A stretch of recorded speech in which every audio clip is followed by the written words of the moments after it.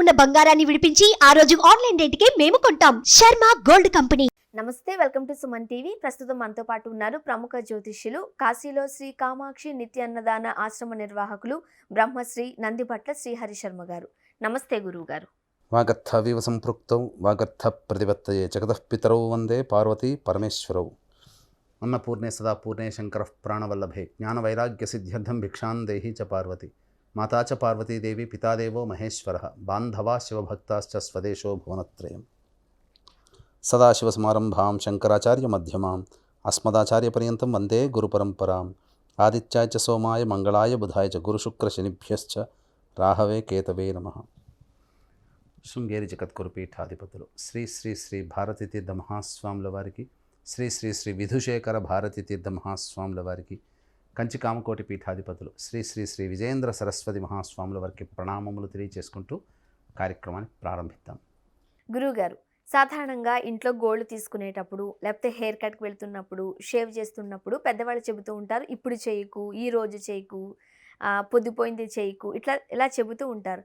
So అసలు ఈ gold తీయడం కావచ్చు, లేకపోతే హెయిర్ కట్కి వెళ్ళడం కావచ్చు, షేవ్ చేయడం కావచ్చు, ఏ రోజుల్లో చేయాలి, ఎప్పుడు చేస్తే మంచిది అంటారు? మనకు శరీరంలో అనేకమైనటువంటి భాగాల నిర్మాణమే మానవ దేహం.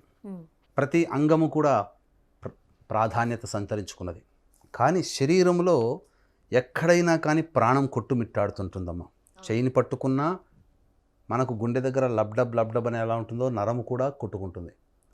మోకాల్ని పట్టుకున్నా కొట్టుకుంటుంది. పాదాన్ని పట్టుకున్నా స్పర్శల ద్వారా మనకు తెలుస్తుంది.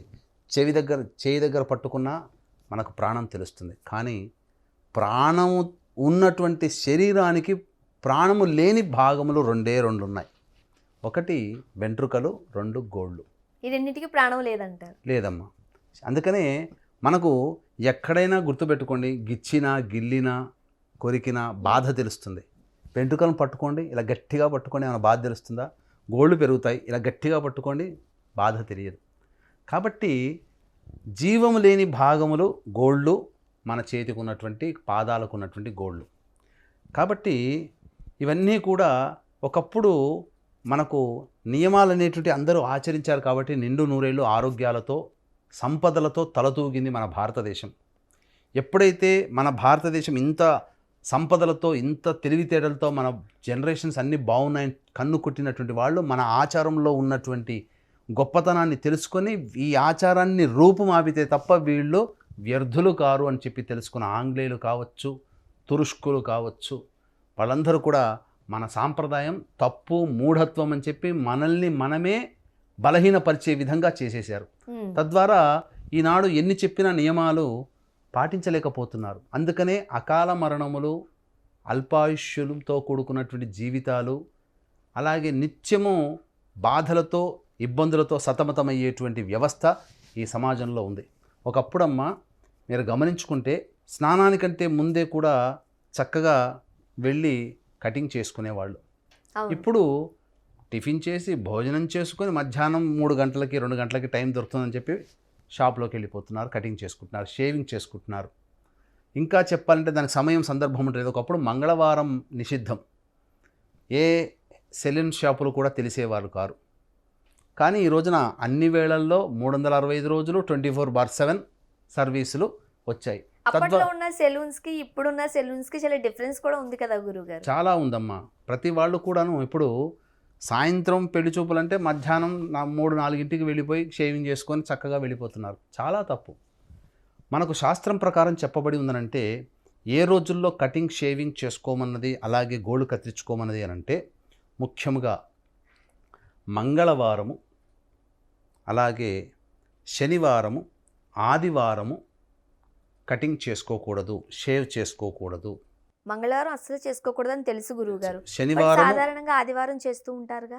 సెలవు ఆ రోజు దొరుకుతుంది కాబట్టి చేస్తుంటారు, తప్పదని కారణం. కానీ చేసుకోకూడని రోజు ఆదివారం, శనివారము, మంగళవారం కటింగ్ చేసుకోకూడదు. ఇక ఏ వ్యక్తి అయితే తన జన్మ నక్షత్రం ఉంటుందో ఆ జన్మ నక్షత్రం ఉన్న రోజున చేసుకోకూడదు. అలాగే పౌర్ణమి, అమావాస్య తిథులలో కూడా షష్ఠి, అష్టమి, నవమి, ఏకాదశి, పౌర్ణమి, అమావాస్య, పాడ్యమి ఈ తిథులలో కూడా కటింగ్, షేవింగ్, గోళ్ళు కత్తిరించుకోకూడదు. సంబంధించి చూసుకున్నట్లయితే ఏదైనా చాలామందికి ఇప్పుడు ఏంటంటే ఇంట్లో శుభకార్యం ఉందనుకోండి, పొద్దున్నే వెళ్ళిపోయి కటింగ్ చేసేసుకొని శుభకార్యంలో కూర్చుంటారు. ఇంట్లో శుభకార్యం జరుగుతున్న రోజున చేసుకోకూడదు. అంటే సాధారణంగా హెయిర్ కట్ కావచ్చు, లేకపోతే ఈ నెయిల్స్ అన్ని కట్ చేసేసుకున్న తర్వాత స్నానం చేసేసారు అనుకోండి చెబుతూ ఉంటారుగా. కాదమ్మా, ఈ రోజులలో సంబంధం ఉంది. మంగళవారం దేనికి సంకేతము? కుజగ్రహానికి సంబంధించినటువంటి అధిపతి. కాబట్టి ఈ మంగళవారం హెయిర్ కట్ చేసుకోవడం కానీ, గోళ్ళు కత్తిరించుకోవడం కానీ, షేవింగ్ కానీ చేసుకోవడం వల్ల మనకు ఇతరులతో సమస్యలు ఎదురవుతాయి. మనకు తెలియని విధంగా అపమృత్యు భయ దోషాలు కలుగుతాయి, గండములు కలుగుతాయి అని చెప్పడంలో సందేహం లేదు. ఇక అయిపోయింది.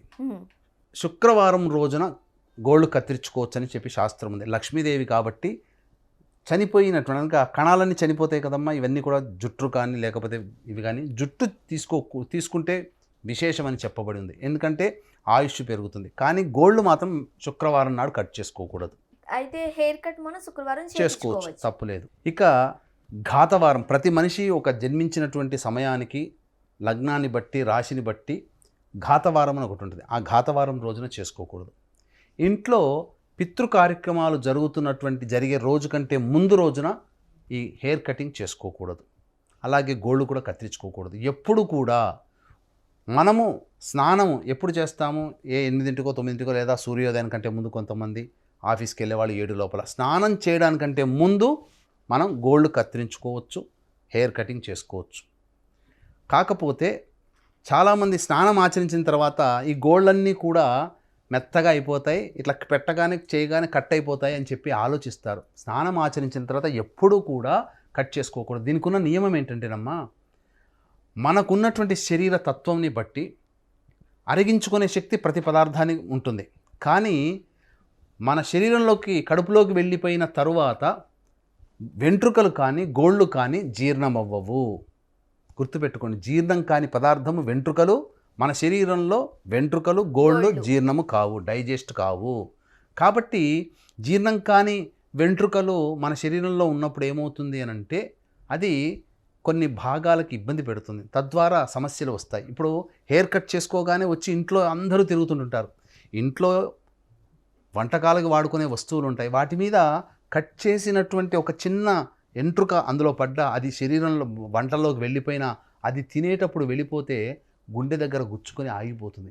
అంటే ఒక కట్ అయినటువంటి వెంట్రుక ఎంత శక్తిమంతం అంటే, ఒక రాగి తీగకి ఎంత బలం ఉంటుందో, మనము హెయిర్ కట్ చేసిన తర్వాత మన తలలో మిగిలిపోయిన ఒక చిన్న ముక్క ఉంటుంది కదా, తల వెంట్రుక అంతటి శక్తివంతమైనది. కాబట్టి గుండెపోటు వస్తుందేమో అనే ఉద్దేశం, గుండెకి రంధ్రం పడుతుందేమో, అందుకనే కటింగ్ చేసుకొని రాగానే ఏవి ముట్టుకోకుండా బాత్రూంలోకి వెళ్ళి స్నానం చేసి ఇంట్లోకి వస్తారు. సైంటిఫిక్ రీజన్ కూడా ఉంది. చాలామంది ఏమనుకుంటారంటే క్షౌరశాలకు వెళ్ళొచ్చిన తర్వాత అది దోషము అని అనుకుంటారు. క్షౌరము చేసిన వాళ్ళ దోషం అనుకుంటారు. కాదండి, ఇక్కడ శాస్త్రము అందరినీ గౌరవించింది, అన్ని వృత్తులని గౌరవించింది. ఏ వృత్తి కూడా దూరంగా పెట్టే వృత్తి కాదు, ఏ వృత్తి కూడా నెత్తి మీద పెట్టుకునే వృత్తి కాదు. అన్ని వృత్తులు సమానమైనవే. అన్ని వృత్తులు సమానంగా ఉంటేనే మనం ఇలా ఈ విధంగా ఆనందంగా శరీరంగా ఉండగలుగుతున్నాం. కాబట్టి ఆ ఇంట్లో తలలో ఉన్నటువంటి వెంట్రుకలు ఇంట్లో భోజనం చేసే పదార్థాల్లో పడి ఎక్కడ ఇబ్బందులు అవుతాయో, గొంతు గుచ్చుకుంటాయో, గుండెకు గుచ్చుకుంటుందనే ఉద్దేశంతోనే క్షౌరశాలకు వెళ్ళి రాగానే ఎవ్వరిని ముట్టుకోకుండా స్నానం చేయమని చెప్పింది. అలాగే మనకు గోళ్ళు కనబడవు కదమ్మా, గోరు అని తెలియదు కదా. ఆ విధంగా ఆ గోరు కొనతేలి ఉంటుంది కట్ చేసేటప్పుడు.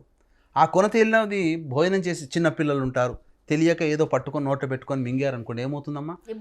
ఇబ్బందికర పరిస్థితులు అవుతుంది. అందుకని ఎవరు లేనటువంటి ప్రదేశంలో సూర్యోదయం తర్వాత స్నానం కంటే ముందే అన్నీ కట్ చేసుకొని ఒక పేపర్లో పెట్టుకొని మనం కట్ చేసుకున్నట్లయితే అవన్నీ పేపర్ బయట పడేసేస్తే, చెత్తబుట్టలో వేసేసుకుంటే ఇక ఏ దోషం లేదు. సోమవారం నాడు ఒక కొడుకు ఉన్నవాళ్ళు గుర్తుపెట్టుకోండి, ఒక కొడుకు మాత్రమే ఉన్నవాళ్ళు సోమవారం రోజున క్షవరము కానీ, అనగా కటింగ్ కానీ, షేవింగ్ కానీ, గోర్లు కానీ తీయకూడదు. ఇది ఆడవారికి మగవారికి ఇద్దరికి వర్తిస్తుందమ్మా. ఆడవాళ్ళకి కూడా వర్తిస్తుంది, ఆడవాళ్ళకి కూడా వర్తిస్తుంది. బుధవారం నాడు గోళ్ళు కత్తిరించుకుంటే సంపాదన బాగా పెరుగుతుంది. తెలివితేటలు పెరుగుతూనే గోళ్ళు కత్తిరించుకుంటే తెలివితేటలకు సంబంధం ఏంటంటే మంచి ఆలోచనలు, నిర్ణయం తీసుకుంటాం. తద్వారా శుక్రవారం నాడు కటింగ్ చేసుకోవచ్చు, గోళ్ళు తీయకూడదు, కటింగ్ చేసుకోవచ్చు. అలాగే గురువారం రోజున ధనక్షయం కటింగ్ చేసుకోవచ్చు, షేవ్ చేసుకోవచ్చు, కటింగ్ చేసుకోవచ్చు. కానీ గురువారం రోజున గోళ్ళు కత్తిరించకూడదు, గుర్తుపెట్టుకోండి. ఎందుకంటే ధనక్షయం అవుతుంది. శనివారం ఆదివారం రోజున చేస్తే పితృదేవతలకి కోపం వస్తుంది.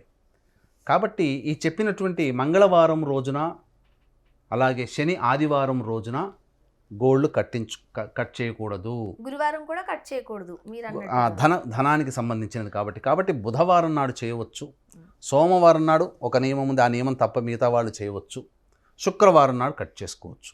ఇప్పుడు పొద్దుపోయిన తర్వాత లైట్లు వేసిన తర్వాత కూడా కత్తిరించకూడదు అని చెబుతూ ఉంటారు. అవునమ్మా, నిజమేనా?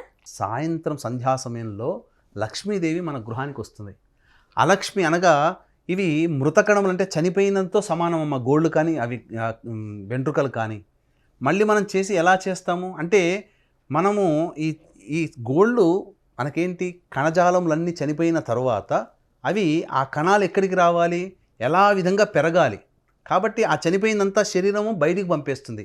వెంట్రుకల రూపంలో తర్వాత గోళ్ళ రూపంలో అది పెరుగుతూ వస్తుంది చనిపోయిన కణజాలం. అందుకనే మృత కణాలు, అందుకనే మీరు మైక్రోస్కోప్లో కనుక చూసి గోళ్ళ దగ్గర కనుక మీరు పెట్టి చూసుకుంటే సూక్ష్మమైనటువంటి క్రిములు తిరుగుతూ ఉంటుంటాయి గోళ్ళల్లో, వెంట్రుకల్లో.